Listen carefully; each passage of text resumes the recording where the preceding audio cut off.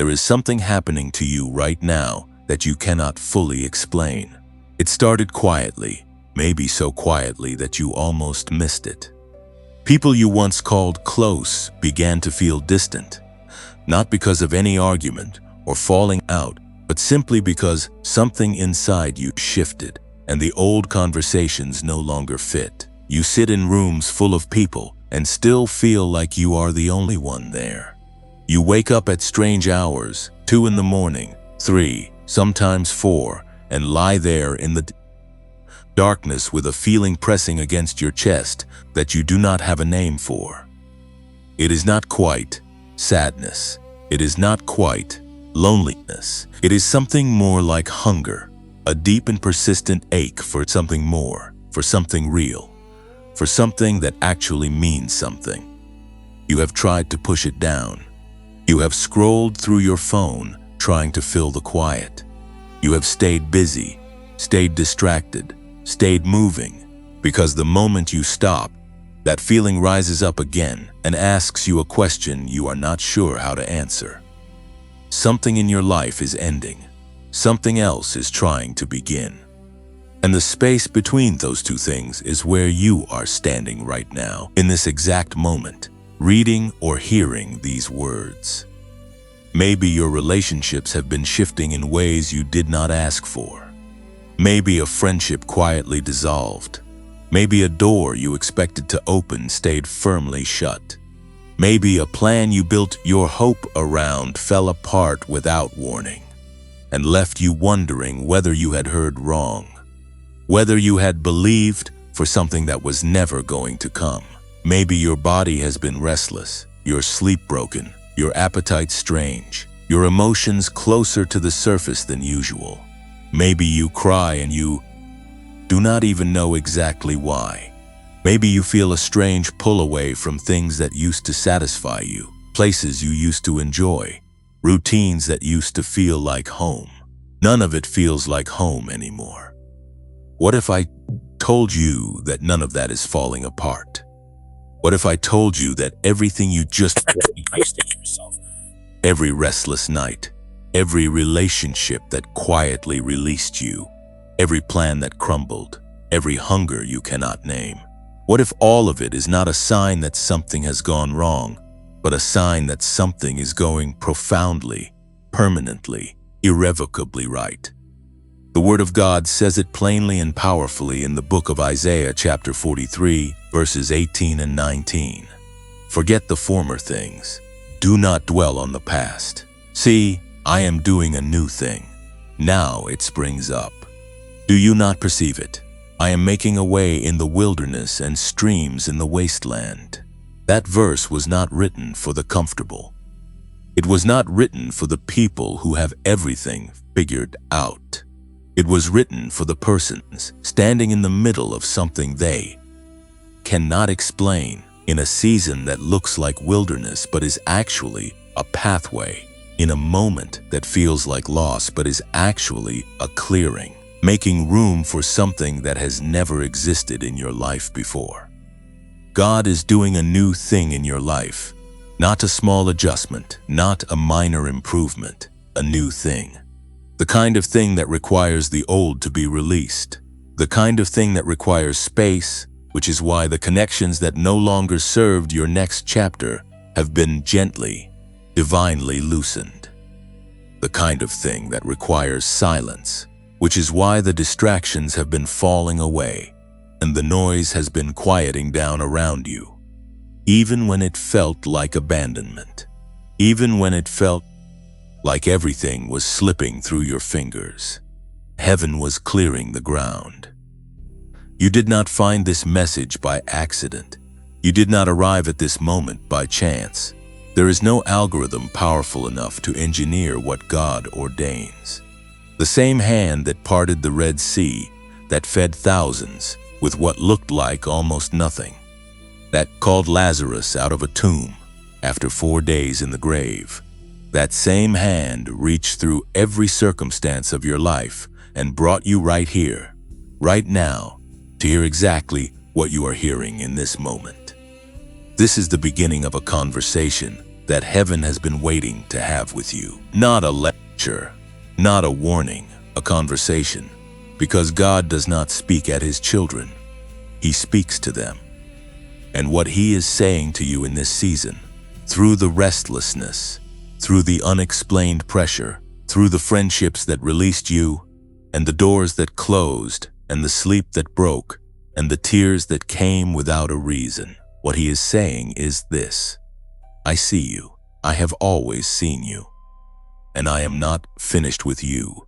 I am just getting started. Before we go any further, I want to ask you to do something right now.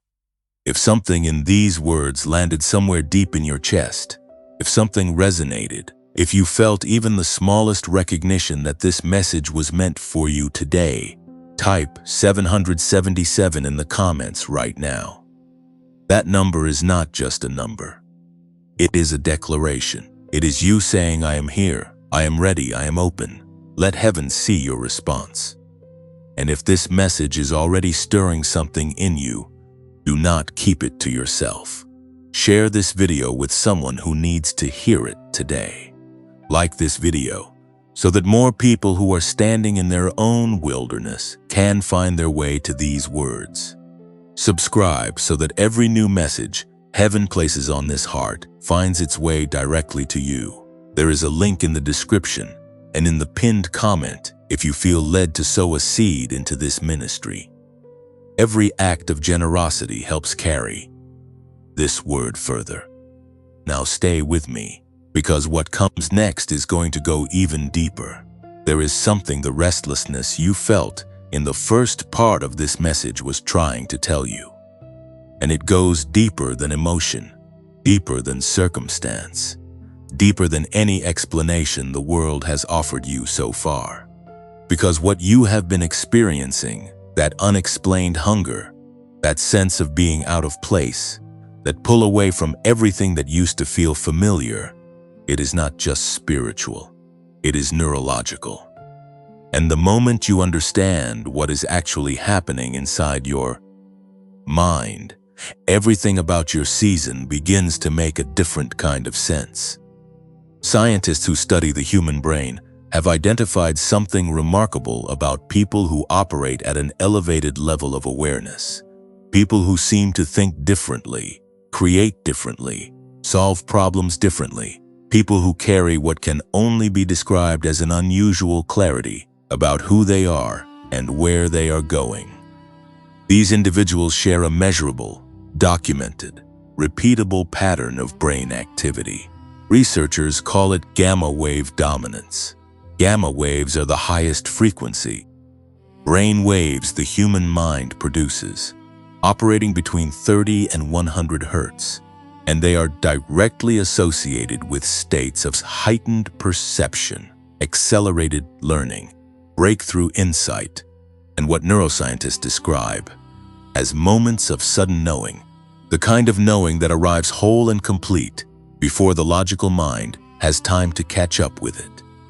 You have felt that before. A moment where you simply knew something without being able to explain how you knew it. A moment of clarity that came out of nowhere and turned out to be exactly right. That was not imagination. That was your brain operating at its highest frequency. And what the research reveals is that certain people who are wired for purpose, people who carry something larger than themselves, people who have been set apart for a calling they may not yet fully understand. These people have a natural tendency toward this elevated neural state. It is not a coincidence that the chosen ones throughout history, the prophets, the visionaries, the leaders who changed the course of human events, were all described as operating with a kind of otherworldly clarity. Science is only now beginning to measure what heaven has always known. But here is what the research also shows, and this is the part that most people never hear. Stress fractures this frequency. Trauma suppresses it. The accumulated weight of disappointment, of carrying burdens alone, of years spent surviving rather than thriving, gradually pushes the brain away from gamma and into lower, slower wave patterns. Theta waves, which operate between 4 and 8 Hz, are the waves associated with creativity and deep intuition, and they are powerful in their own right. But without the bridge back to gamma, the full potential of the mind remains locked. The person who was designed to operate at their highest frequency ends up spending most of their life running at a fraction of what they were built for. This is where Dr. James Rivers comes in. Dr. Rivers is a neuroscientist with more than 30 years of dedicated research into human brain performance, with academic and research ties to institutions including MIT, and a body of work that has quietly influenced some of the most significant conversations happening in cognitive science today. For decades, Dr. Rivers studied a singular question. Is it possible to restore the brain's access to its highest frequencies deliberately, consistently, and without requiring years of meditation practice or specialized training? What he discovered, after thousands of hours of research and testing involving real people from all walks of life, was that the answer is yes, and the mechanism is simpler than anyone expected. The brain has a natural capacity called entrainment. When the auditory system receives precisely calibrated sound frequencies, the brain does not simply hear them. It synchronizes with them. It begins to mirror the frequency it is being exposed to, the way a tuning fork begins to vibrate when another tuning fork of the same pitch is struck nearby. Dr. Rivers used this principle to develop a specific audio protocol using binaural beats and isochronic tones, sounds engineered to guide the brain gently but powerfully from its stressed, depleted baseline back into the elevated theta to gamma bridge that unlocks clarity, creativity, intuition, and the kind of focused awareness that changes how you think, how you decide, and how you move through your life. And here is the part that stopped me when I first learned about it. The protocol takes 7 minutes. That is all. 7 minutes of listening with headphones, once a day, and the brain begins to recalibrate. You do not need to meditate. You do not need any prior experience. You do not need to concentrate or visualize or follow any complicated steps. You simply listen. The sound does the work because it is speaking directly to the frequency of your brain, not to your conscious mind, not to your willpower, not to your effort, to the frequency. And in the first section, we talked about 7 minutes of stillness, about the sacred pause, about what happens when you stop running and simply sit. This is that same principle with scientific precision built into every second of the audio. This product is called the Genius Wave, and what it represents is not a shortcut or a trick. It is a restoration. It is the brain returning to the frequency it was always meant to operate at, the frequency that was suppressed by stress and loss and the weight of years spent carrying more than you were meant to carry alone. I want to tell you about a woman named Sandra. Sandra came to the Genius Wave after what she described as 5 years of functioning but not living. She had a job, a routine, a surface-level stability, but the clarity she once had, the creative spark, the sense of direction, had been completely buried under accumulated stress. 3 weeks after beginning the 7-minute daily protocol, she told the team that she had experienced a problem-solving breakthrough at work that earned her a promotion. She had been passed over for twice. She was not doing anything differently in her professional life except listening to 7 minutes of audio every morning before she opened her laptop. Her brain was simply operating at a frequency it had not accessed in years. Then there is Marcus, a father of 3, who had been struggling with what he described as a fog, an inability to be fully present, a sense of disconnection from his own life that no amount of rest seemed to fix. After 2 weeks with the Genius Wave, his wife noticed the change before he named it himself. He was present. He was engaged. He was laughing again. His words were simply this: "It felt like someone turned the lights back on." And there is a woman named Priya who had been dealing with chronic anxiety that made sleep almost impossible. She was not looking for a brain performance tool. She was looking for relief. She found both. Within 10 days of using the Genius Wave daily, she was sleeping through the night for the first time in over a year, and the anxiety that had been a constant companion had dropped to a level she could actually manage. These are not extraordinary people. They are people exactly like you. People who were carrying too much, running on too little, and operating at a fraction of the frequency they were designed for. Now I want to speak directly to something, because I know what some of you are thinking right now. You are thinking that $39 is real money, especially in this season, especially when things have already been tight. And I want to honor that thought because it is valid and it is real, but I also want you to sit with this for a moment. How much have you already spent trying to feel better? How many books, how many apps, how many things you tried and put down? This is 7 minutes. A day with a 90-day money-back guarantee. 90 days. That means you have 3 full months to use the Genius Wave every single day. And if you do not feel a genuine shift in your clarity, your focus, your sleep, your sense of direction, you get every cent returned to you. No questions asked, no forms, no hoops. 100% back. The regular price for the Genius Wave is $49. But right now, through the link in the pinned comment below this video, you can access it for $39. That is a $10 reduction available for a strictly limited time. This offer is not permanent, and the reduced price will not be available once this window closes. I need to say this clearly because it matters. There are imitation products circulating online that use similar language and similar packaging, but are not the genuine product developed by Dr. James Rivers.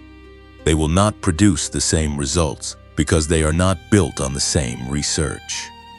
The only safe, verified place to access the real Genius Wave is through the link pinned in the comments below this video. Do not search for it elsewhere. Do not purchase from any other source.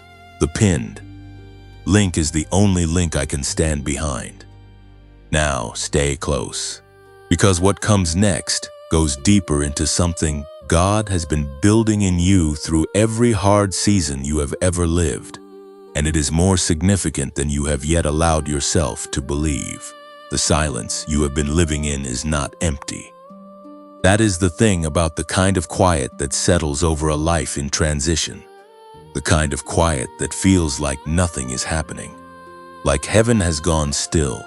Like the prayers you have sent upward are dissolving somewhere before they arrive. From the outside, and sometimes from the inside too, it looks like stagnation. It feels like being forgotten.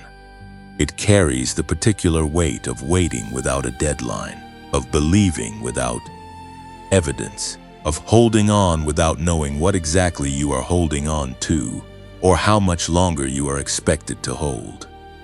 But there is a difference, a profound and important difference, between silence that means absence and silence that means preparation. And everything you have walked through in this season, everything that has felt like delay, like loss, like doors closing, and voices going quiet, and the map you were following suddenly becoming unreadable, all of it belongs to the second category. Not absence, preparation, not abandonment, architecture. Heaven has not gone quiet because it stopped working on your behalf. Heaven has gone quiet because all the work it is doing right now is the kind of work that happens beneath the surface, in the foundation, in the structures that have to be solid before anything visible can be built on top of them. Think about what happens before a building rises. There is a period where all the work is underground, where the site looks like nothing but disruption, displaced earth, machinery moving in directions that do not yet make sense, a landscape that looks worse than it did before anyone touched it. A person walking past that construction site on the wrong day, without knowing what is being built, would look at it and see only mess, only damage, only something that used to be one thing and is not yet anything else. That is the season you have been standing in. And the reason it has felt like destruction is because from where you are standing, you cannot yet see the blueprint. But God is holding the blueprint. And every single thing that has been displaced in your life, every relationship that shifted, every plan that fell through, every version of yourself that you had to release, it was moved deliberately, carefully, by a hand that knows exactly where everything belongs in the structure that is coming. The Word of God speaks to this with a precision that stops you in your tracks when you are ready to receive it. In the book of Jeremiah, chapter 29 and verse 11, God says this, "For I know the plans I have for you, declares the Lord, plans to prosper you and not to harm you, plans to give you hope and a future." That verse is quoted so often that it can begin to feel like decoration, like something printed on a greeting card that sounds nice but does not land with any real weight.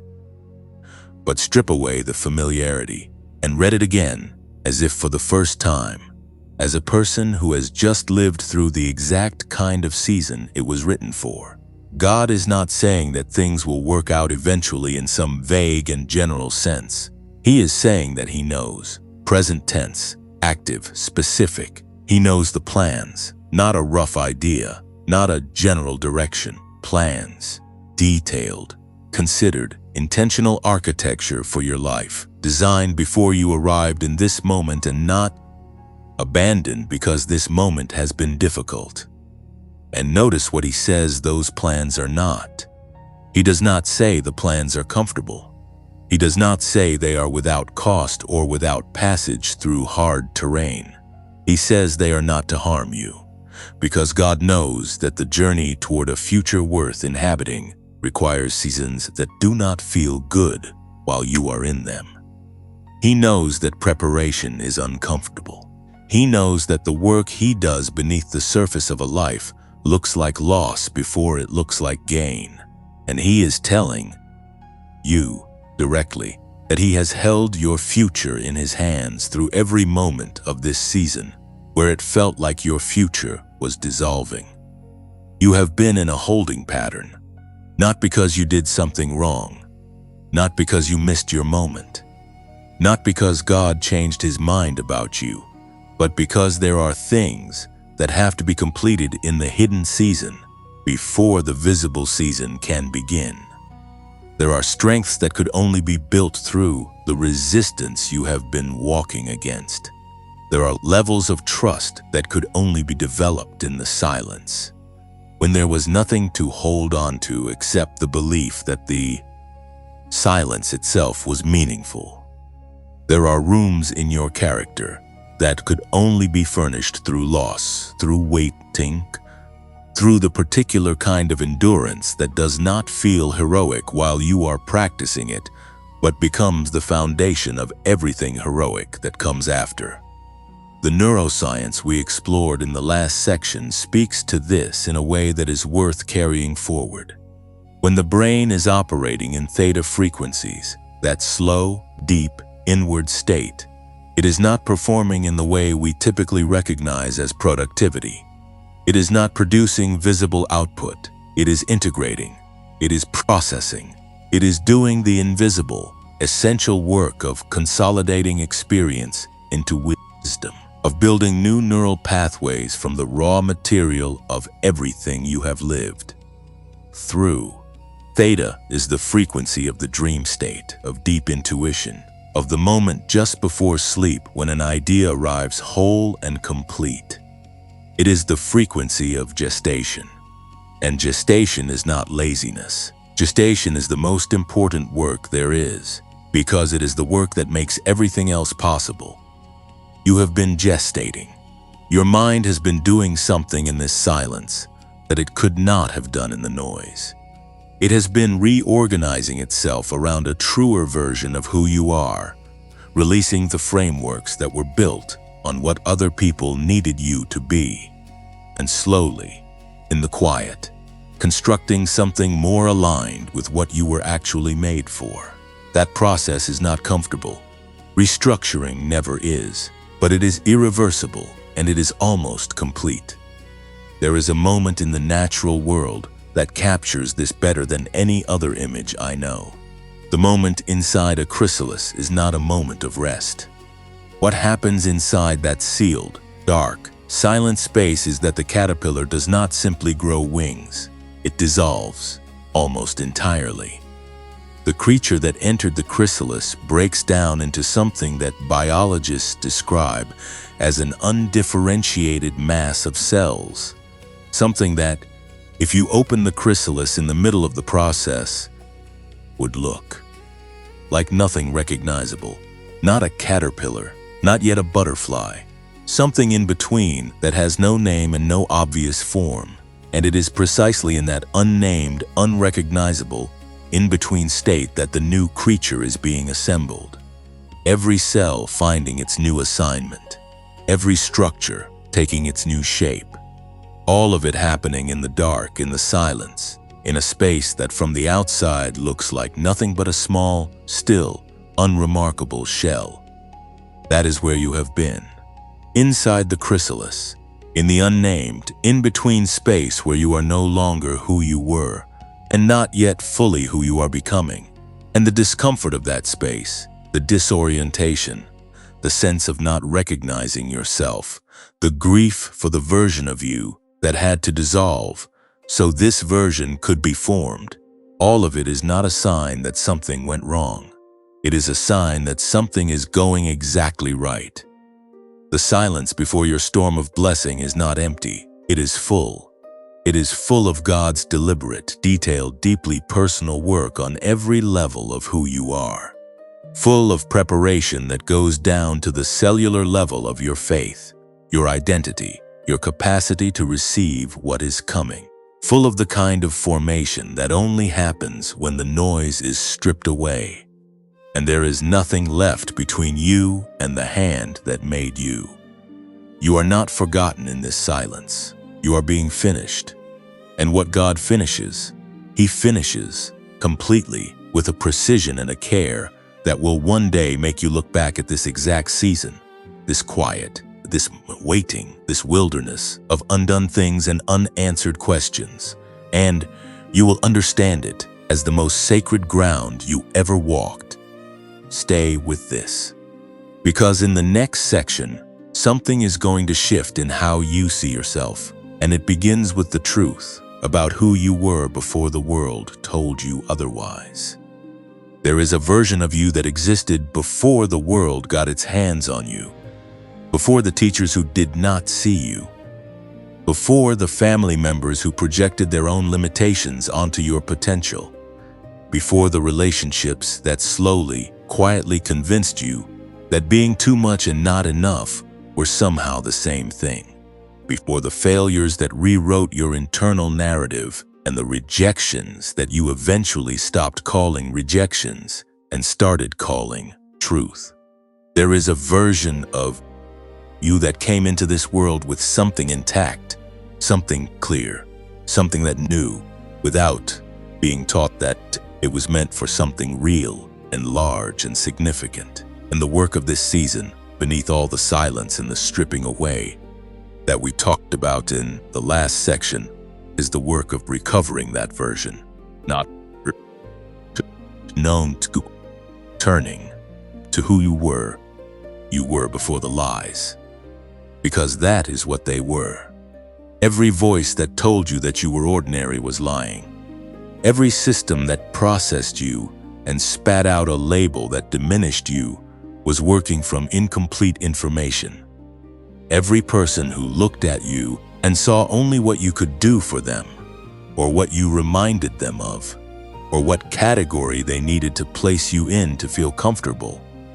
Every single one of them was looking at the surface of something they did not have the capacity to fully perceive. They were not seeing you. They were seeing their own limitations reflected back at them and calling it your ceiling. God does not make ordinary people. That is not a motivational phrase. That is a theological statement. The same intelligence that designed the human brain, that engineered the complexity of a single cell, that calibrated the precise conditions necessary for life to exist on this planet, that intelligence looked at the raw material of your specific existence, your particular combination of gifts and wounds and experiences and longings, and said, "This is intentional. This is designed. This is not an accident of biology or circumstance. This is a person I am putting together for a purpose that only this specific configuration of human being can fulfill." You were not made to blend in. You were made to stand out in a very specific way, not for the sake of attention, not for applause or recognition, but because the thing God placed inside you is meant to be visible so that other people can find their way to it. Your light is not for your benefit alone. Your clarity, when it is fully restored, is not just so that your own life improves. It is so that everyone whose path crosses yours encounters something that points them toward their own possibility. You are not just a receiver of grace, you are a carrier of it. And carriers cannot carry what they do not first allow themselves to receive. This is why the enemy of your soul has worked so hard and so consistently to keep you small. We will go deeper into that warfare in the next section, but understand this now. The intensity of the opposition you have faced in your life is directly proportional to the magnitude of what God placed inside you. Darkness does not waste its energy on people who pose no threat to it. It reserves its most persistent, most sophisticated, most personally targeted campaigns for the ones who carry the most light. And the fact that you have been through what you have been through, the specific shape of the resistance you have encountered, the particular ways in which you have been made to feel too much, too sensitive, too different. All of it is, in a strange and sacred way, a confirmation of what you carry. Think about the people in Scripture who were chosen for something significant. Not one of them arrived at their purpose through a path that looked like a straight line. Moses spent 40 years in the wilderness before he stood before Pharaoh. David was anointed as king and then sent back to the fields to tend sheep. Joseph was thrown into a pit by his own brothers before he was placed on the throne of Egypt. The pattern is not coincidental. The wilderness is not a detour from the calling. The wilderness is where the calling is formed. The obscurity is not the opposite of the platform. The obscurity is where the person who will be trusted with the platform is being built. And what was being built in every one of those lives, what is being built in yours right now in this very season, is identity. Not identity as the world defines it, not the accumulation of achievements and titles and social proof, but identity as God defines it. The unshakable internal knowledge of who you are, whose you are, and what you carry. The kind of identity that cannot be dismantled by a bad season. The kind that does not collapse when the applause stops or the circumstances shift. The kind that was present before the world shaped you and will remain present long after this chapter closes. The genius wave, which we explored in the last section, touches something connected to this. Because one of the things that elevated brain prefrequency does, when the theta and gamma bridge is restored and the brain begins operating at the level it was designed for, is that it becomes harder to sustain beliefs that are fundamentally untrue about yourself. The clarity that comes with restored neural frequency does not just improve your focus or your memory. It begins to dissolve the fog of accumulated false identity. People who use it consistently report not just performing better, but feeling more like themselves, more aligned, more certain of their own instincts and perceptions. That is not a coincidence. That is what happens when the mind is restored to its original frequency. It begins to recognize truth more readily, including the truth of who it belongs to and what it was made for. The link to access the Genius Wave is in the pinned comment and in the description below, and the $39 entry point with the 90-day guarantee means there is genuinely nothing to lose in finding out what your mind feels like when it is operating the way God designed it to. Now, before we move forward, I want to pause here and speak to you directly about this channel and what it means to keep it going. This channel is no longer monetized by YouTube. There are no advertisements running through these videos, no revenue generated by the platform itself. And yet we are still here, still making these messages, still showing up for every person who finds their way to a video like this one in the middle of a night when they need to hear that they are not forgotten. We want to keep doing this. We want to keep creating content that meets the chosen ones exactly where they are. If this message has touched something real in you today, if something in this section, or in the ones before it landed, in a place that needed it, and if you feel led to help this channel continue, you can support us through the donation link in the pinned comment or in the description below. Whatever you are able to give, even the smallest amount, is genuinely felt and genuinely valued. It is not taken for granted, not even for a moment. And if you are in a season where giving financially is simply not possible right now, that is completely understood and honored. Your presence here matters. Leaving a comment, watching all the way through, sharing this video with one person who needs to hear it today. These things carry more weight than you know. They are how this message finds its way to the next person who needs it. And while you are here, if you have not yet subscribed to this channel, this would be a beautiful moment to do that. Click subscribe so that every future message we release finds its way directly to you. Like this video if it has been meaningful. And share it, not because we are asking for numbers, but because somewhere in your life, there is a person sitting in the same silence you have been sitting in, carrying the same unspoken weight, wondering the same questions you have been wondering. And this message might be exactly what they need to hear today. Stay close, because what is coming in the next section is going to reframe everything you have believed about the battles you have been through, and it begins with a truth that will make every hard thing you have survived start to look completely different. You need to understand something about the battles you have fought. Not the ones you won cleanly.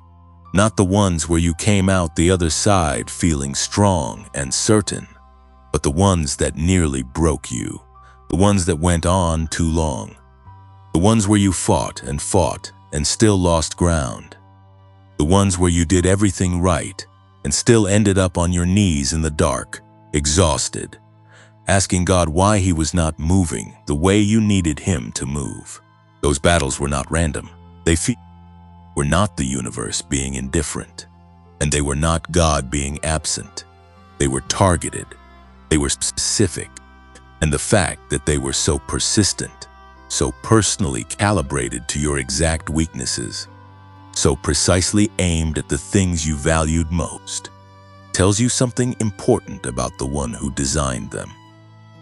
Darkness is not disorganized. That is one of the most important things you can understand about the warfare that has shaped your life. The enemy of your soul does not operate through chaos and coincidence. He operates through strategy, through pattern recognition, through a long game that began before you were old enough to defend yourself. He studies what you love and attacks it. He identifies what you are called to and builds walls around it. He finds the places where you are most tender, the wounds that have not fully healed, the fears that you have never quite named out loud, and he sets up residence there, not with dramatic declarations, but with whispers so quiet and so consistent that you eventually stop recognizing them as external and start believing they are your own voice. That voice that told you that you were too much. That voice that said you were naive for believing things could be different. That voice that replayed your failures at 3 in the morning with a precision and a cruelty that no friend would ever use. That voice that convinced you to make yourself smaller in rooms where your full size was needed. That voice that said your dreams were embarrassing, your faith was foolish, your hope was a liability that would only lead to more disappointment. That was not your voice. It was never your voice. It was the voice of something that recognized what you carried and decided very early that the most effective strategy was not to attack you from the outside, but to colonize the inside, to take up residence in the very place where your identity is formed and whisper diminishment until it felt like truth.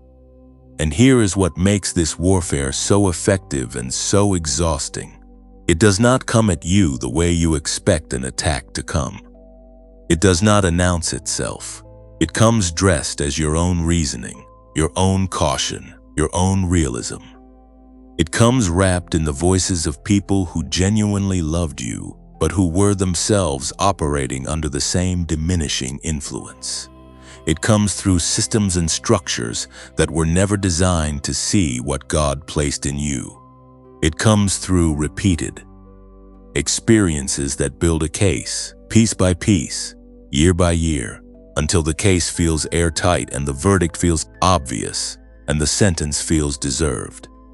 But the book of Ephesians, chapter 6 and verse 12, pulls back the curtain on all of it with a clarity that changes everything when you are ready to receive it.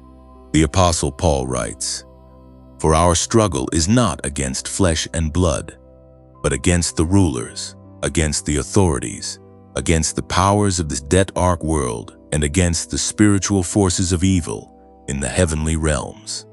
Read that again, and let it settle somewhere deeper than your intellect. Your struggle is not against flesh and blood, not against the people who hurt you, not against the circumstances that derailed you, not against your own failures or your own limitations. The struggle is against something that operates at a level above all of those things, something that uses people and circumstances and your own inner voice as instruments, but is itself something far more ancient and far more intentional than any of those instruments. This is not meant to frighten you. It is meant to reframe everything, because the moment you understand that the warfare you have faced was never really about you being flawed or unworthy or fundamentally less than, the moment you understand that it was about something recognizing your worth before you fully recognized it yourself and deciding to oppose it, everything about your story changes. The attacks were not evidence of your smallness. They were evidence of your significance. The persistence of the opposition was not proof that God had abandoned the assignment He placed on your life.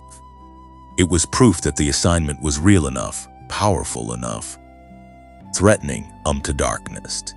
That darkness decided it was worth spending serious resources trying to prevent.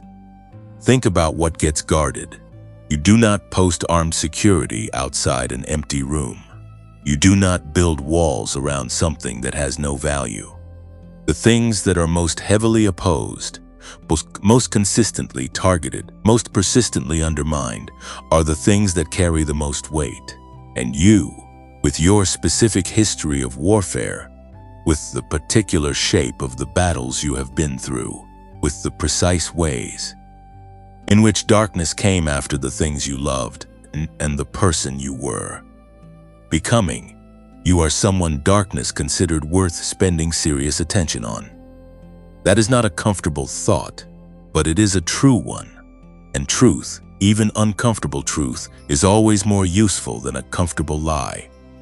Now consider what this means for the people who were instruments in that warfare, the ones who hurt you, the ones who dismissed you, the ones who spoke the diminishing words that took up residence in your inner life and stayed there far longer than they deserved to stay. They were not the source of the attack. They were conduits. Some of them knew exactly what they were doing. Many of them had no idea. Many of them were themselves so colonized by the same diminishing voice that they had no capacity to offer you anything different from what they had already accepted for themselves. Broken people do not have wholeness to give. Imprisoned people cannot hand you keys they have never held. And people who have never been told that they carry something significant cannot recognize that significance in you. This does not mean that what they did does not matter. It does not minimize the real damage of real wounds inflicted by real people in real moments of your life. But it does change the address of your anger. It does redirect the weight of what happened away from a story about your unworthiness and toward a story about a battle that was always larger than the individuals involved in it. You were not rejected because you were not enough. You were targeted because you were more than the darkness around you could comfortably contain. And here is the thing about targets. You do not target something that is not moving towards something. An arrow is aimed at something in motion, something on a trajectory, something that will arrive somewhere if it is not stopped. The warfare in your life was aimed at stopping an arrival. It was aimed at the version of you that is emerging on the other side of this season. The one who walks in the full knowledge of what they carry and the full confidence of who sent them. That is what all of it was trying to prevent. Not the broken version of you, not the version that doubted and shrunk and wondered whether any of this was real. The version that is coming, the version that is being assembled right now in the silence, in the chrysalis, in the sacred underground work of this in-between season. That version has always been the real target. And the fact that you are still here, still believing, still watching, still carrying the weight of a calling you cannot fully name but cannot fully put down either, tells you everything you need to know. The warfare did not work. You made it through every single thing that was designed to stop you. You are still standing. You are still here. And what comes next is not more of the same. What comes next is the arrival that all of that opposition was trying to prevent. Because the turning point is not somewhere in your future. It is not a distant possibility. It is not contingent on one more thing falling into place or one more obstacle being cleared. The turning point is not coming. It is here. The last words of the previous section were not rhetoric. They were not a motivational flourish designed to make you feel good for a moment before the feeling fades. When we say the turning point is here, we mean it in the most literal, most grounded, most consequential sense possible.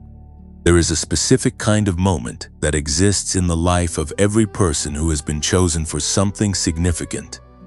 A moment where the accumulated weight of the preparation season reaches a threshold, where the underground work that has been happening in the silence and the darkness and the waiting finally breaks through the surface, and what emerges is not gradual and not subtle. It is sudden. It is unmistakable, and it changes the entire landscape of what is possible. You are at that threshold right now, not approaching it, not almost there, at it, standing on the exact ground where the shift occurs. And the reason so many chosen ones miss this moment, the reason they keep waiting for the turning point even while they are standing inside it, is that they have a picture in their mind of what a turning point is supposed to look like.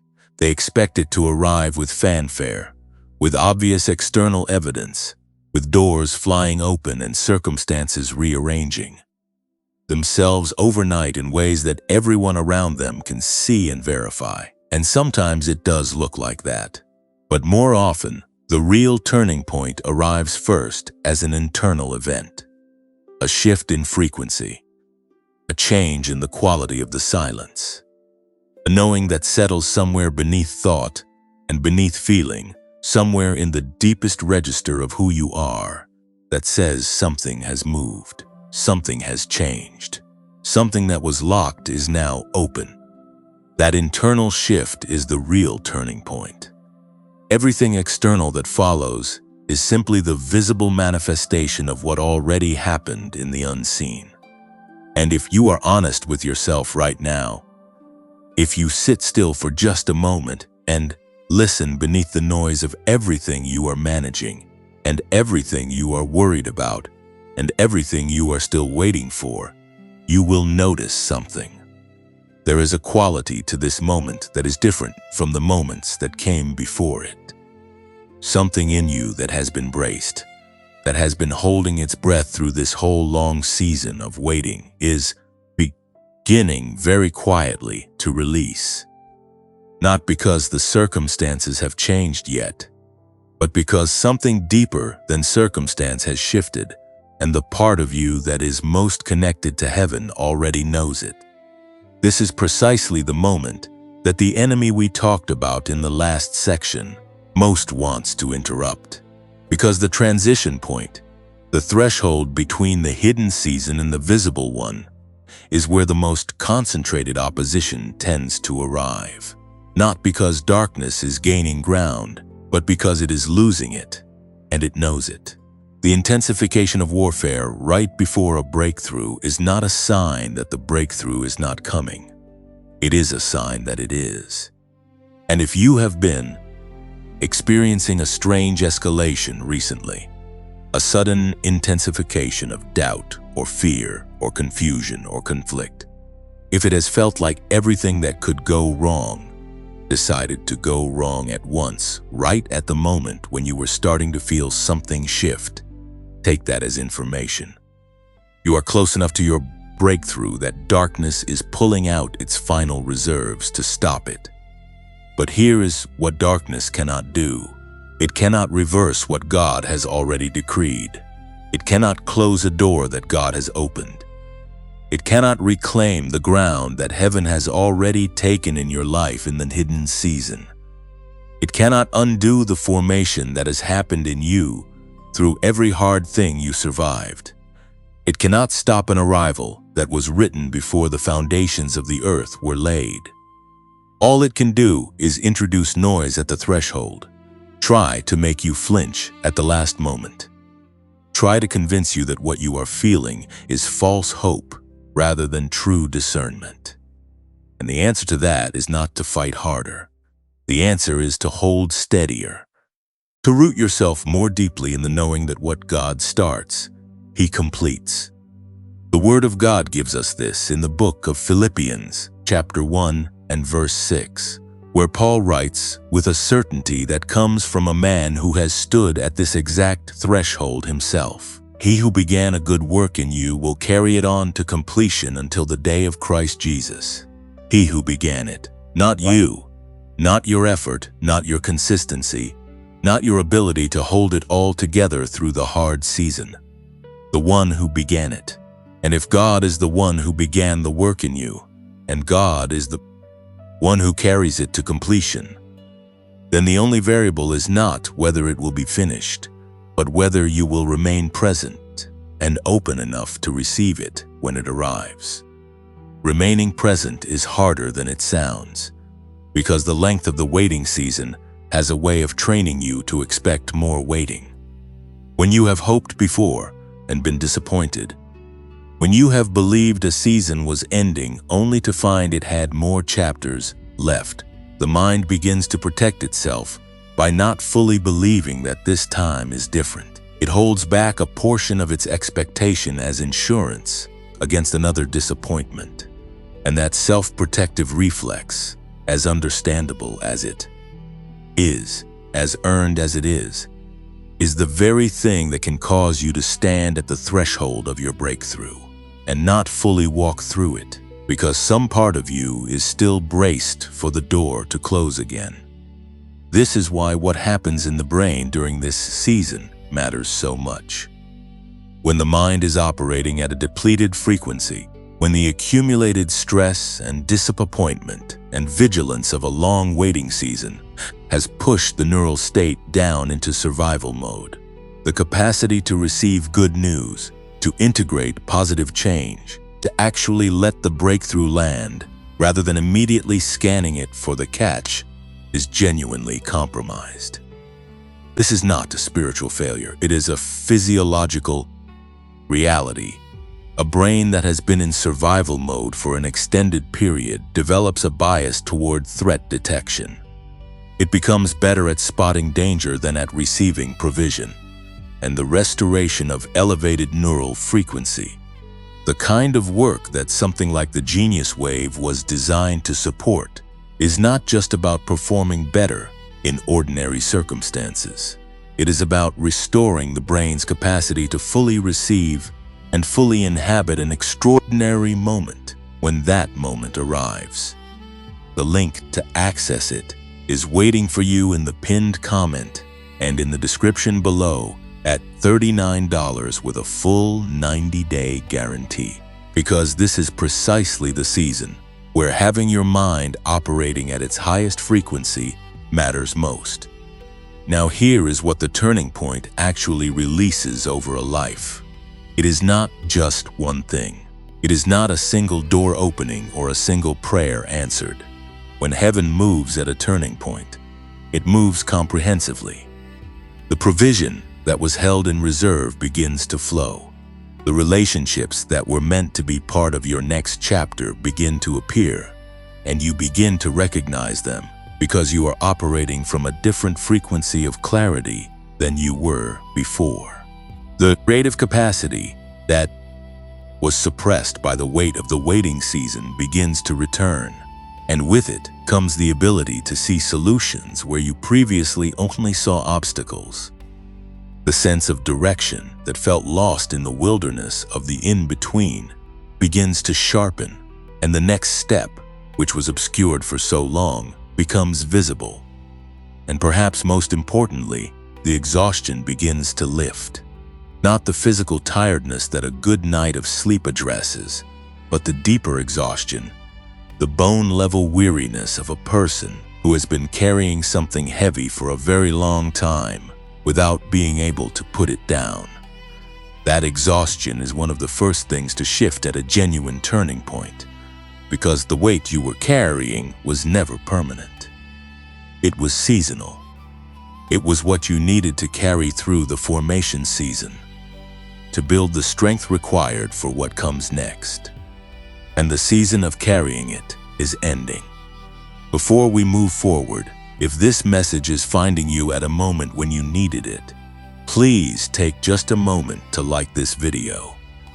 It is such a simple thing, but it helps these words find the next person who is standing at their own threshold and needs to hear that the turning point is not somewhere in the distance. Share it with one person today, not because we are counting shares, but because you know someone who is in the middle of a long waiting season, and this might be exactly what their soul needs to hear right now. And if you have not yet subscribed, do it now so that every message we release continues to find its way to you. This channel is not monetized by YouTube. We do not run advertisements. We simply show up with these messages because the chosen ones need to be found, need to be spoken to, need to know they are not forgotten. If this content has meant something to you, and you feel led to help us continue, the donation link is in the pinned comment and in the description. Whatever you are able to give is genuinely received with gratitude. And if giving is not possible in this season, your presence here, your comment, your share, is its own form of sowing, and it matters more than you know. Stay with us, because what God is about to release over your life in the next section goes beyond what you have yet dared to ask for. There is a particular kind of prayer that the chosen ones pray in the deep of the waiting season.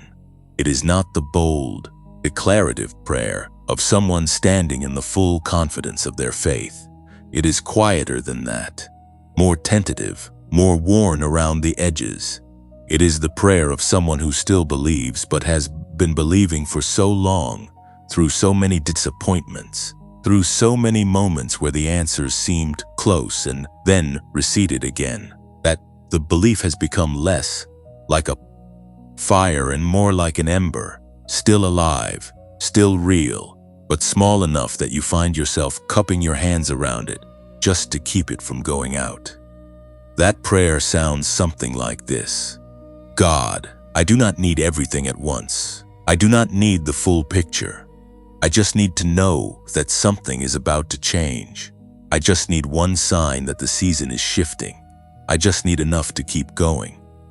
If you have prayed something close to that, in those exact words or in the wordless version of it that lives beneath language, then what I am about to say is specifically for you.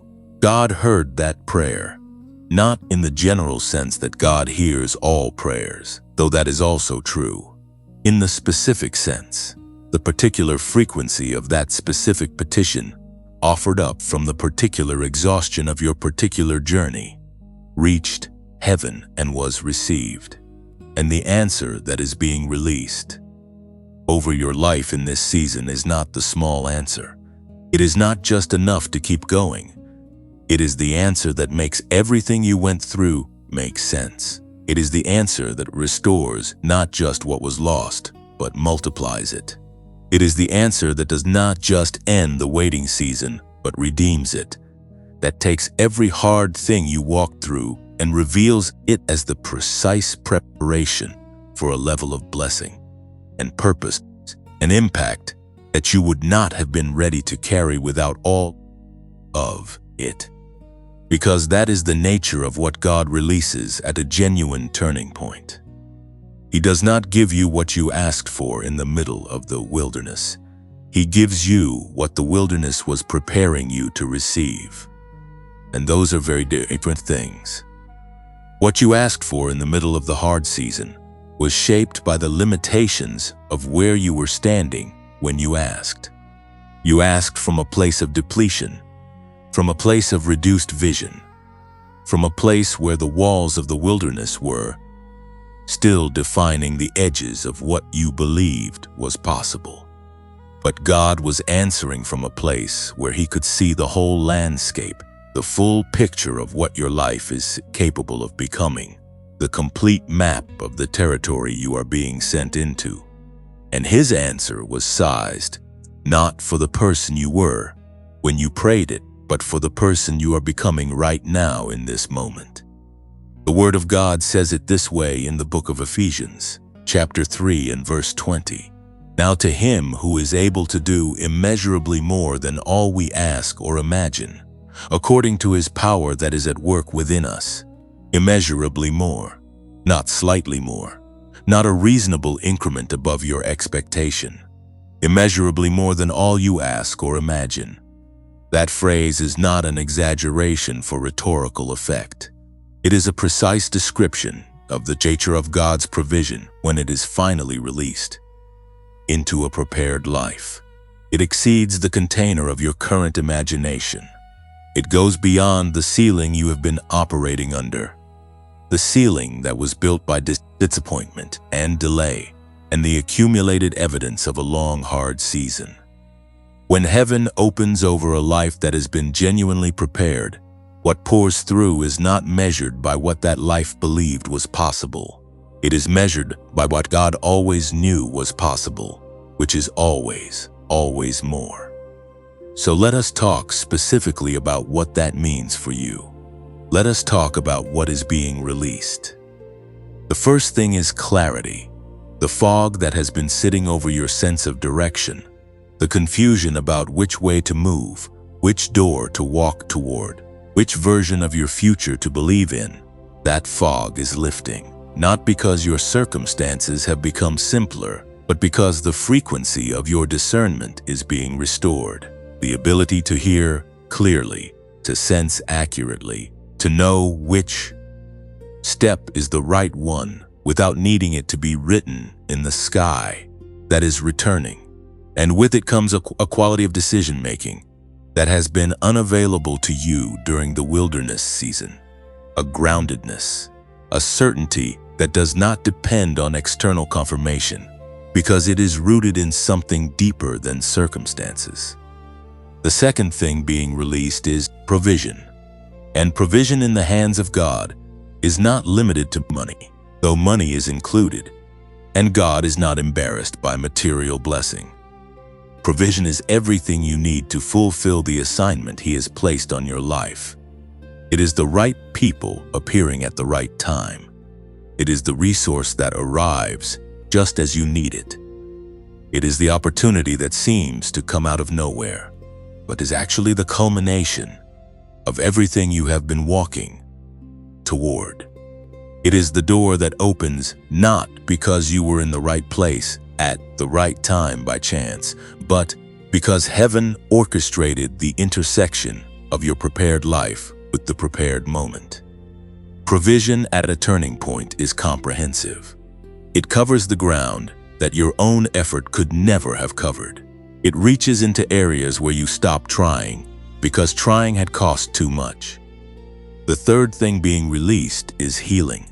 And again, healing in the hands of God is not limited to the physical, though physical healing is absolutely within His domain. The healing that comes at a turning point goes to the places that hurt too much to name. The relational wounds that you have been carrying so long they feel structural. The self-concept wounds that made you shrink in rooms where your full presence was needed. The faith wounds that came from praying and not receiving, from believing and being disappointed, from reaching out toward heaven in your most desperate moments and feeling like nothing came back. Those wounds are being addressed. Not all at once in a way that bypasses the process, but genuinely, concretely, with a tenderness that is specific to each sore place. And the fourth thing being released is purpose. Not the vague sense that you are meant for something more. You have had that sense your whole life, and it has been both your greatest motivator and your most persistent source of confusion. Specific purpose. The kind that comes with a sense of assignment rather than aspiration. The kind where you stop asking what you are supposed to do with your life and start moving toward it with a certainty that does not require everyone around you to understand or validate it. The kind where the gifts that have always been present in you but were perhaps misdirected or suppressed or operating at partial capacity begin to come fully online, and you find yourself able to do things with an ease and an excellence that surprises even you. This is not a picture of a perfect life. God does not promise you a life without challenge on the other side of the turning point.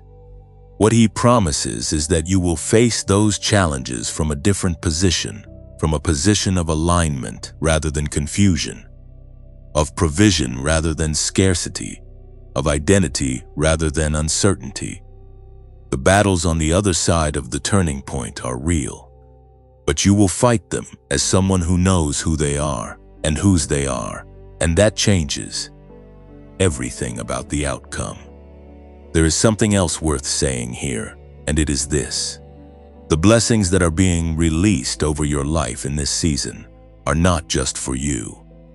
We have touched on this before, but it bears returning to, because it is central to understanding why all of this matters beyond the personal. The provision coming into your life is provision that will move through your hands into other lives. The clarity arriving in your mind is clarity that will be offered to people around you who are still in the fog you are emerging from.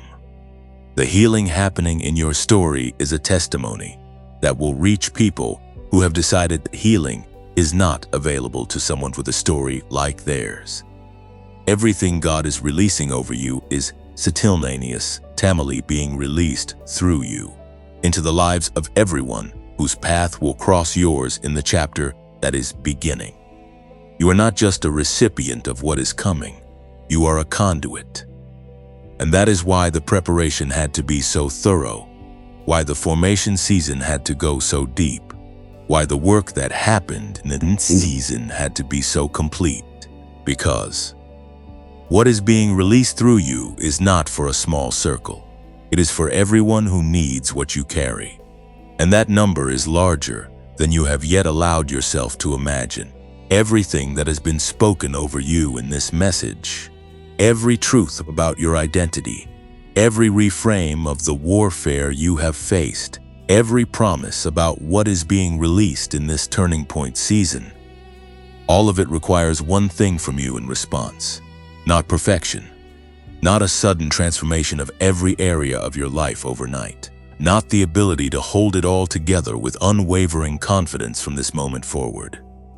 Just one thing, a posture, a specific interior orientation that becomes the key that turns in the lock of everything heaven has been holding in reserve for you.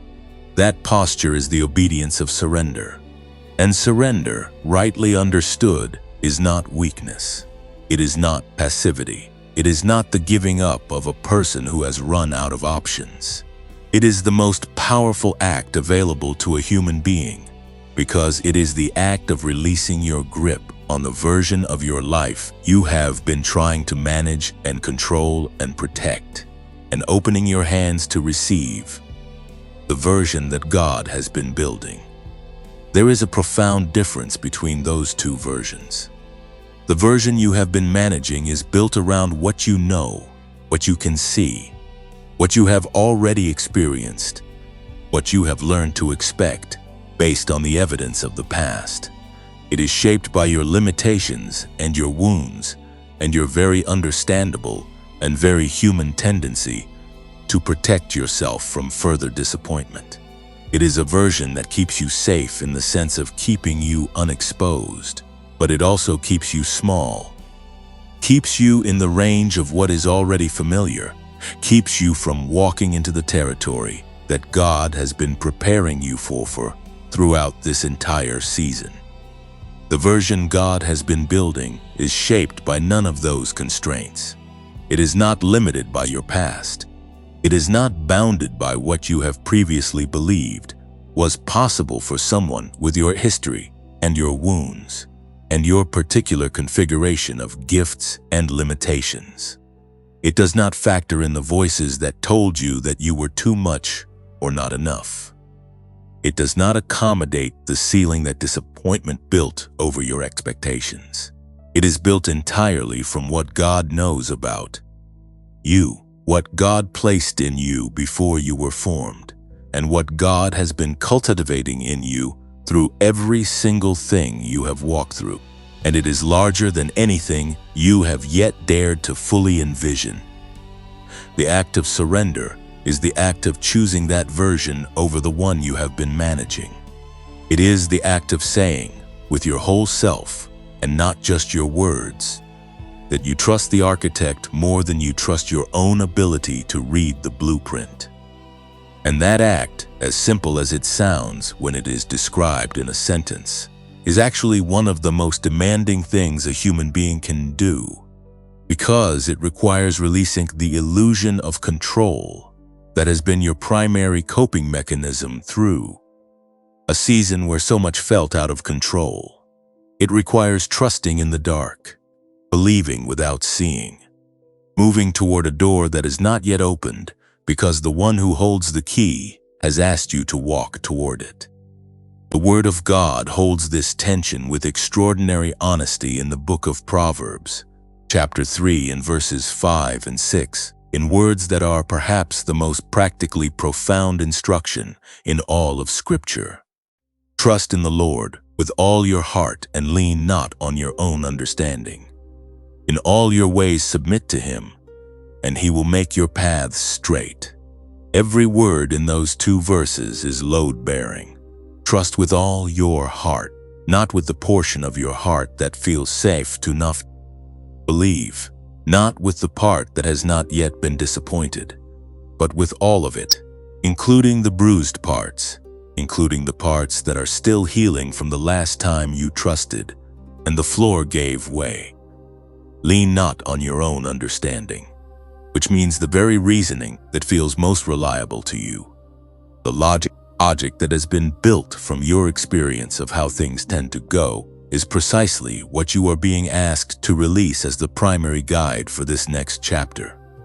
In all your ways, submit to Him, which means not in the areas where submission feels comfortable, not in the parts of your life where you are already willing to let God lead, but in all of it, the career decisions and the relationship decisions and the financial decisions and the daily decisions that seem too small to pray about, but collectively form the direction of your entire life. And the promise attached to that level of surrender is this: He will make your paths straight, not complicated, not winding back through the same wilderness you just came out of. Straight.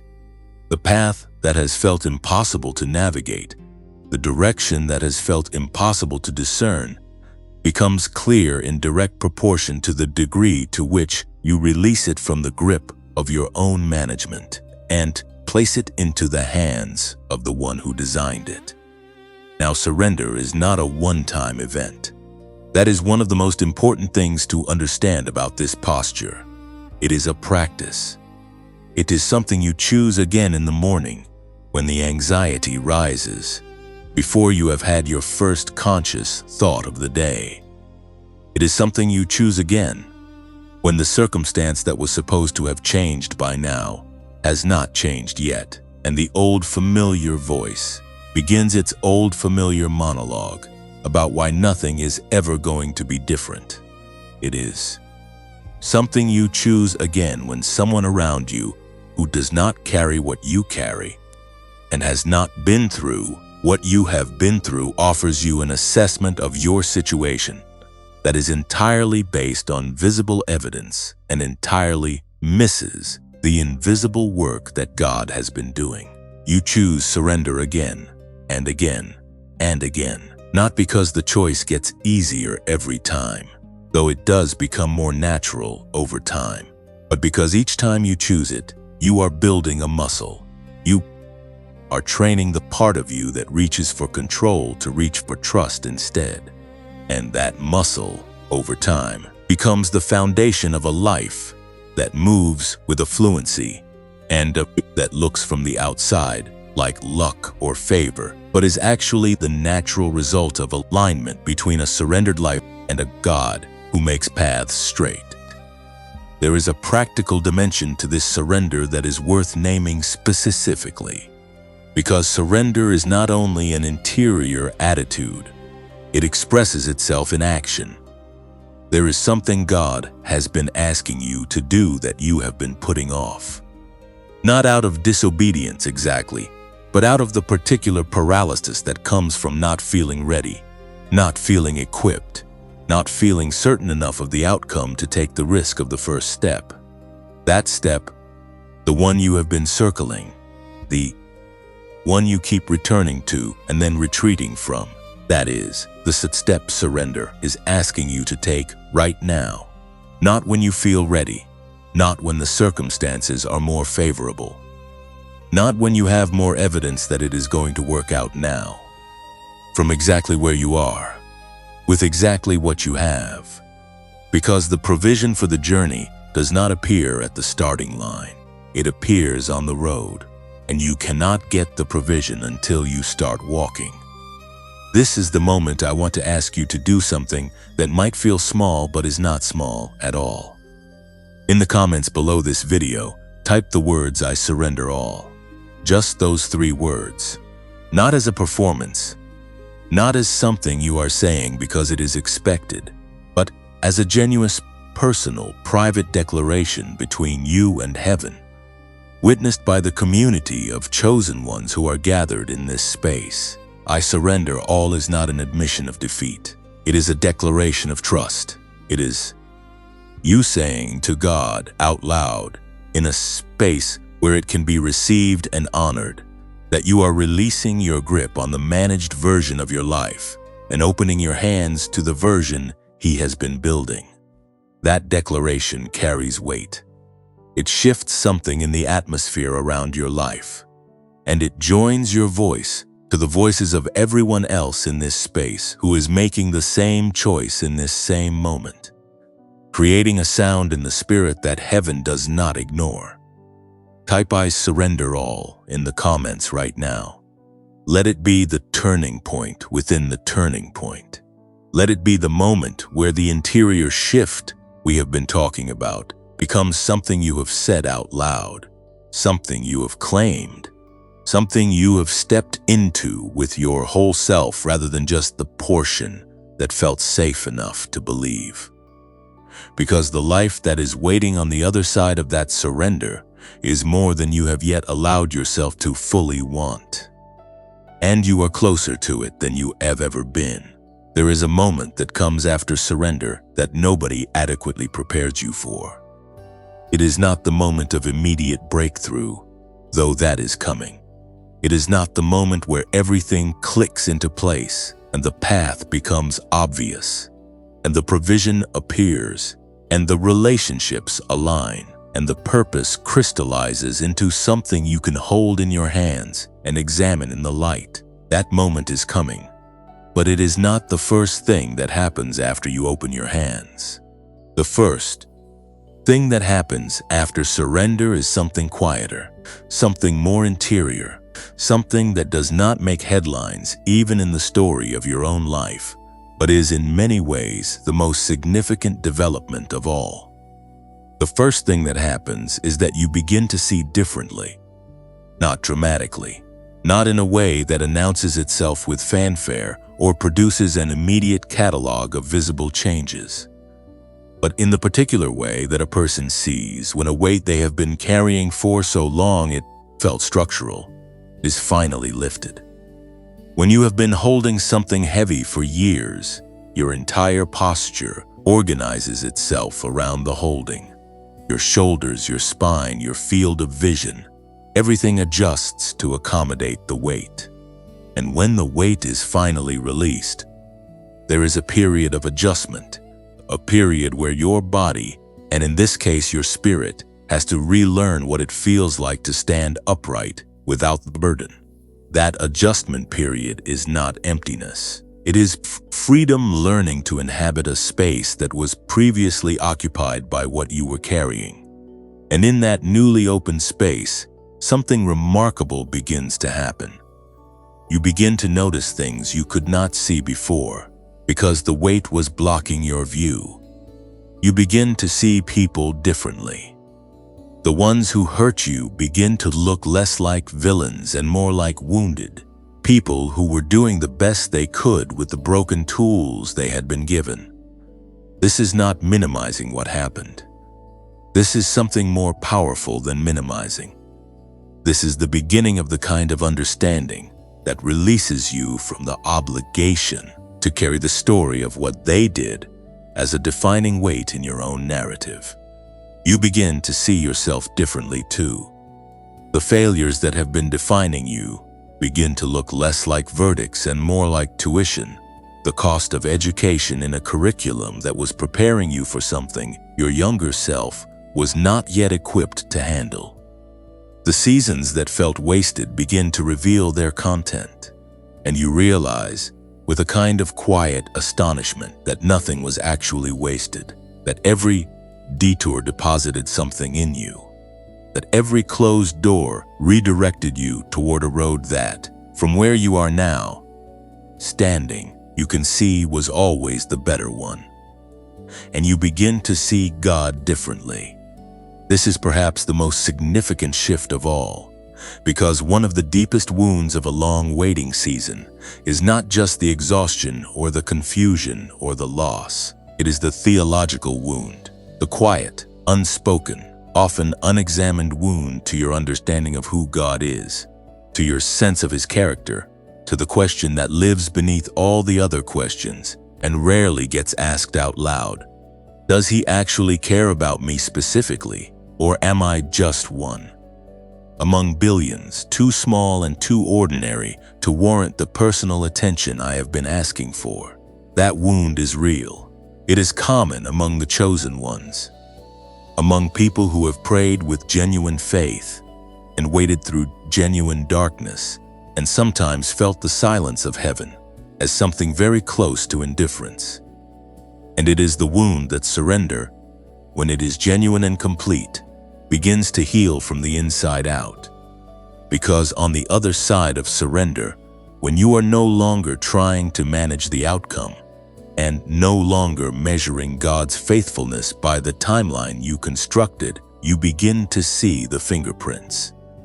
You begin to look back over the terrain of your life and notice the places where something moved on your behalf that you did not recognize at the time as intervention, because you were too close to it or too desperate or too focused on what had not happened yet to see what was quietly, consistently happening all along. The protection you received from things you never knew you were being protected from. The redirections that felt like rejection, but were actually precision navigation. The people who appeared at exactly the right moment and said exactly the right thing and then moved on, and whom you never thought about as angels until now. The moments where the door that closed turned out to be the only thing standing between you and a road that would have taken you somewhere you did not belong. God has been present in every single chapter of your story, not as a distant observer, not as an administrator processing your requests according to a bureaucratic timeline, as a father, as someone who knows your name and your history and the interior landscape of everything you have felt and feared and hoped for, and who has been working on your behalf in ways that were often invisible, because the most significant work God does is always done beneath the surface, in the foundation, in the places where the eye cannot reach, but the fruit eventually makes undeniable. The Word of God speaks to this with a tenderness that is almost difficult to receive in the book of Romans, chapter 8 and verse 28, in words that have perhaps been quoted to you before in a way that felt insufficient for the depth of what you were going through. And we know that in all things, God works for the good of those who love Him, who have been called according to His purpose. In all things, not in the good things, not in the things that made sense at the time, not in the chapters that were comfortable and productive and moving in the direction you were hoping for. In all things, in the betrayals and the losses and the years that felt like they were going nowhere, and the prayers that seemed to dissolve before they arrived. In all of it, with exception, without a single chapter, excluded from the redemptive work of a God who cannot waste what is placed in His hands. And notice the second part of that verse, who have been called according to His purpose. This is not a promise extended to everyone equally, in the sense that everyone is living in alignment with their calling. It is a promise that is activated by the intersection of love and calling, by the light that is both oriented toward God and moving, however haltingly, however imperfectly, in the direction of the purpose for which it was made. And that is precisely the life you have been living. Imperfectly, yes, with detours and doubts and seasons where the love felt more like stubbornness than faith, and the movement toward purpose felt more like being dragged than walking freely. But moving, still oriented, still, beneath all the confusion and exhaustion, still pointed toward the thing you were made for. That orientation is why you are here right now. That stubborn, persistent, sometimes barely conscious refusal to let go of the belief that your life is supposed to mean something. That refusal has been the thread that ran through every season, the thing that survived every hard chapter, the evidence of the calling that was placed in you before you were born. And that has never actually left you, even in the moments when you could not feel it. Now, in the space that surrender opens up, that calling begins to come into focus in a new way. Not as a vague spiritual longing, but as something with shape and direction and specific next steps. The testimony that your life is becoming, the story of what God has done in you through the wilderness season, is not a private story. It is not meant to be folded up and kept between you and heaven. It is meant to be spoken. It is meant to be offered. It is meant to find its way to the people who are still in the middle of what you are coming out of, who need to hear from someone who has been through it that the turning point is real, and the God who promised it faithful, and the waiting, as brutal as it has been, was not for nothing. Your testimony is a weapon against the lie that says the chosen ones are eventually abandoned. Your story, told with honesty about the hard parts and with clarity about the faithfulness that ran through all of it, is capable of doing something that no perfectly polished presentation could ever do. It can reach into the most defended, most hopeless, most closed-off places in another person's heart and find the ember of faith that has been almost extinguished by their own long season of waiting. And it can breathe on it, and that ember, reignited, becomes the beginning of their turning point. You survived your wilderness so that someone else does not have to survive theirs alone. You carried what you carried so that when you set it down, you could turn around and help carry someone else through the part of the road you have already walked. The weight you bore was not punishment.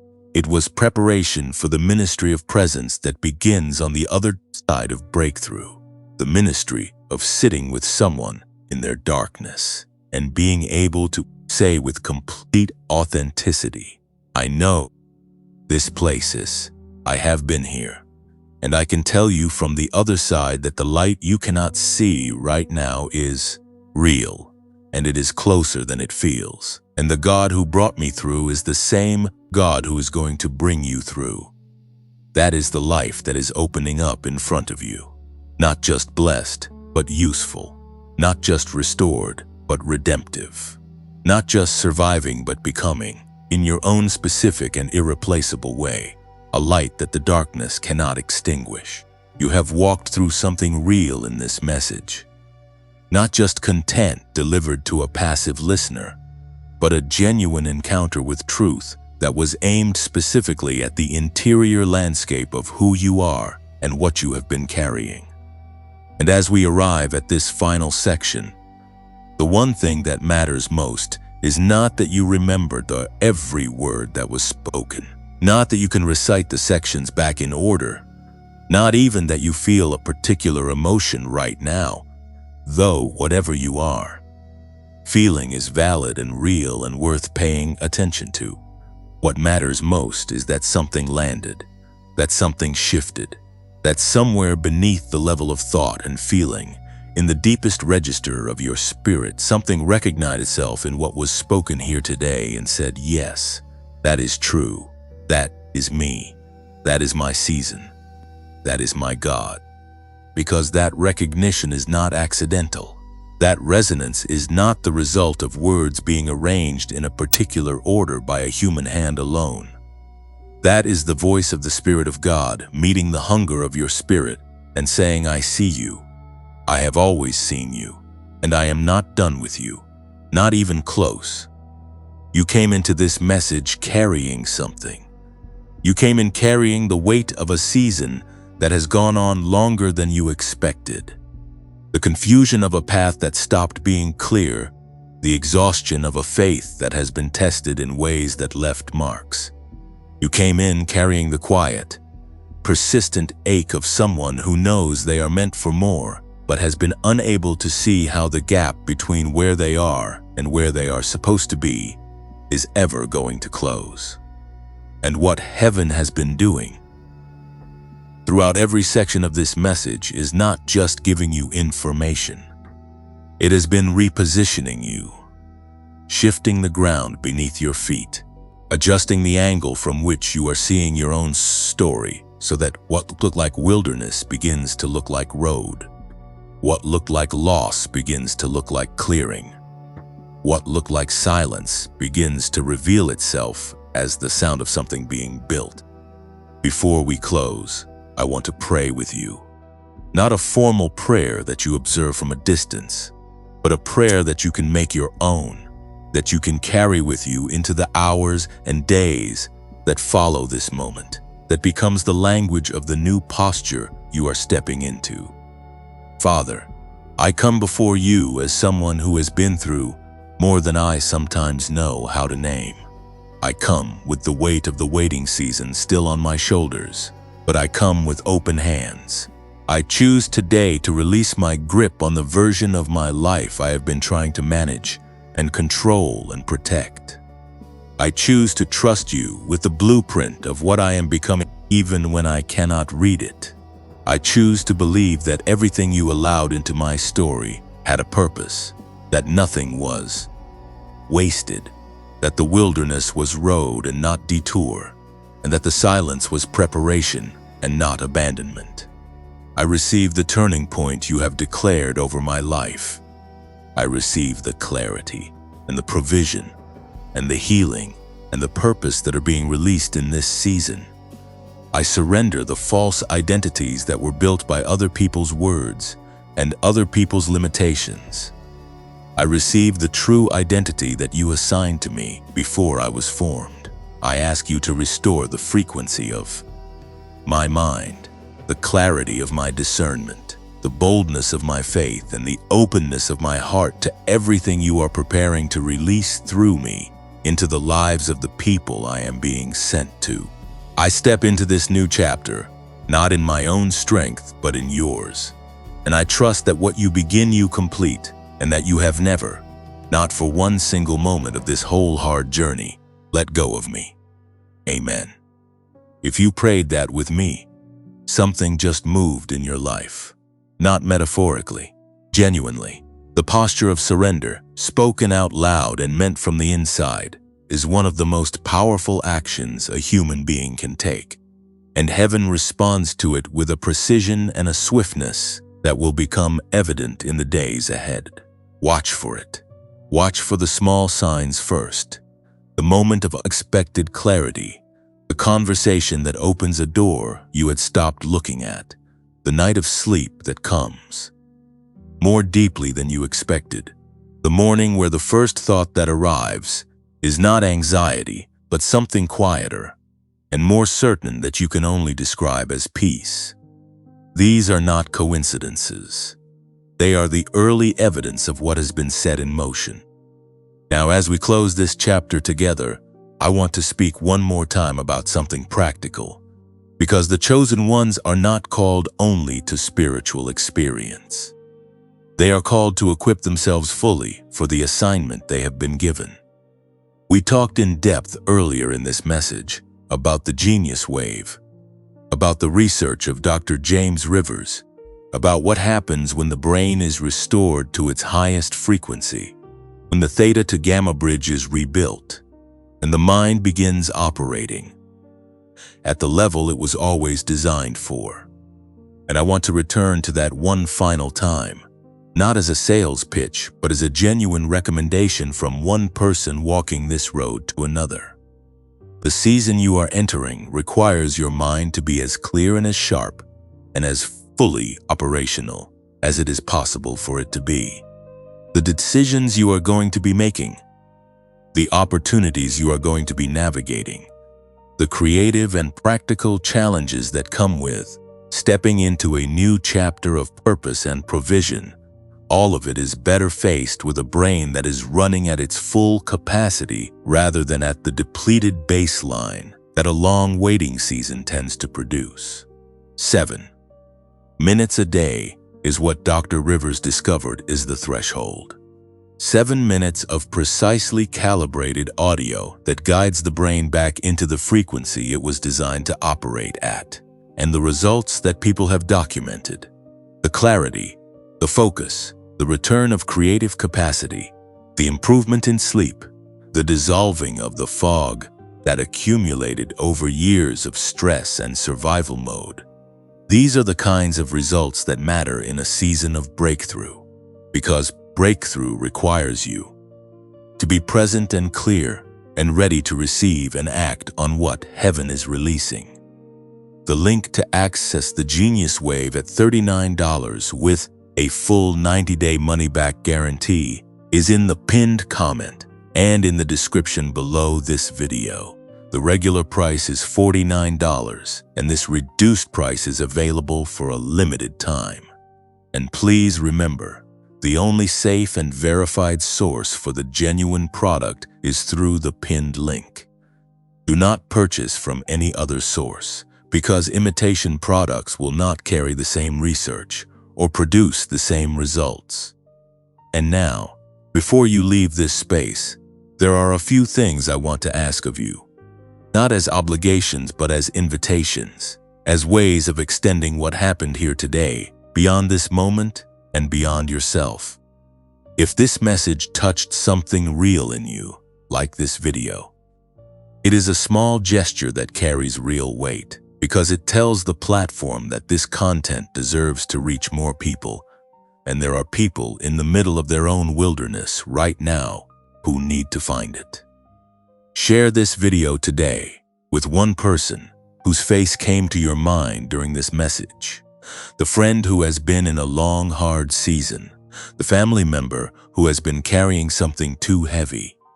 The person you have been quietly worried about who you did not know how to reach. This video might be exactly the bridge. Subscribe to this channel if you have not already done so, because the messages we release are not random, and they are not generic. They are built for the chosen ones, for the people who are in the specific kind of season, specific kind of word. When a specific message finds that every future message finds its way directly to you at the moment you need it. This channel is no longer monetized by YouTube. We do not run advertisements, and we do not receive platform revenue. We choose to continue making these videos because we believe these messages need to keep reaching the right people at the right moment, and because the chosen ones deserve to be found and spoken to and reminded of who they are.